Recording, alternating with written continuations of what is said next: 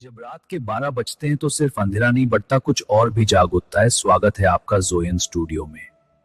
कहते हैं हर आईना अपने अंदर एक कहानी छुपाता है। पर कुछ कहानियां ऐसी होती हैं जिन्हें आईने के बाहर कभी नहीं आना चाहिए। कभी सोचा है कि क्या हो अगर आईना सिर्फ आपका चेहरा ना दिखाए? और क्या होगा अगर वो आपको अपनी दुनिया में बुलाने लगे? इस डरावने सवाल का जवाब राहुल को उसी रात मिलने वाला था। राहुल एक बार फिर उसी कमरे में था, ठीक उस पुराने मनहूस आईने के सामने। उसके हाथ में एक मोमबत्ती थी जिसकी लौ हवा ना होने पर भी कांप रही थी। दिल जोरों से धड़क रहा था और कमरे की हवा एकदम बर्फीली हो चुकी थी, जबकि खिड़की तो कसकर बंद थी। सब कुछ अजीब था और फिर उसने वो देखा जिसने उसकी रूह कपा दी। आईने में उसका जो अक्स था वो मुस्कुरा रहा था, एक अजीब डरावनी मुस्कान। लेकिन राहुल तो बिल्कुल खामोश खड़ा था।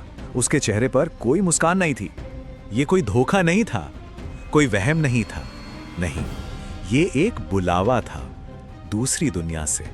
तभी मोमबत्ती की लौ अचानक भड़की, जैसे किसी ने फूंक मारी हो, और आईने के अंदर की दुनिया एक झटके में बदल गई। अब आईने में उसका कमरा नहीं दिख रहा था, नहीं, उसकी जगह थी टूटी फूटी दीवारें।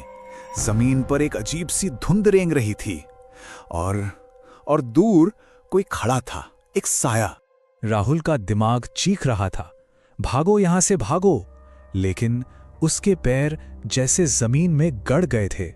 वो 1 इंच भी हिल नहीं पा रहा था।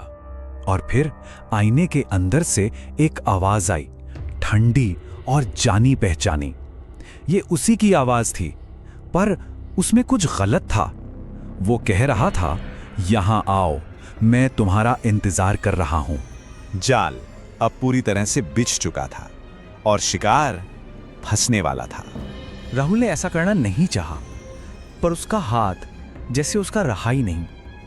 वो अपने आप आईने की तरफ बढ़ने लगा, और जैसे ही उसकी उंगलियों ने उस ठंडे शीशे को छुआ, आईना शीशा नहीं रहा, वो पानी की तरह लहराने लगा। उसका हाथ उस पानी जैसी सतह को चीरता हुआ अंदर आईने के अंदर चला गया। और फिर एक जोरदार खिंचाव महसूस हुआ। ऐसा लगा जैसे किसी ने उसे पकड़कर अंदर घसीट लिया हो। जब उसकी आंखें खुली तो वो उसी अंधेरी टूटी फूटी दुनिया में खड़ा था।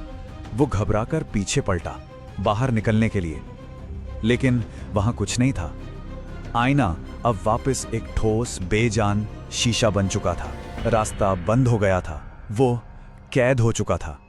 अंधेरे में से वही साया, जो अब हूबहू उसी की तरह दिख रहा था, उसके पास आया और उसके कान में धीरे से फुसफुसाया, अब असली दुनिया में मैं जाऊंगा।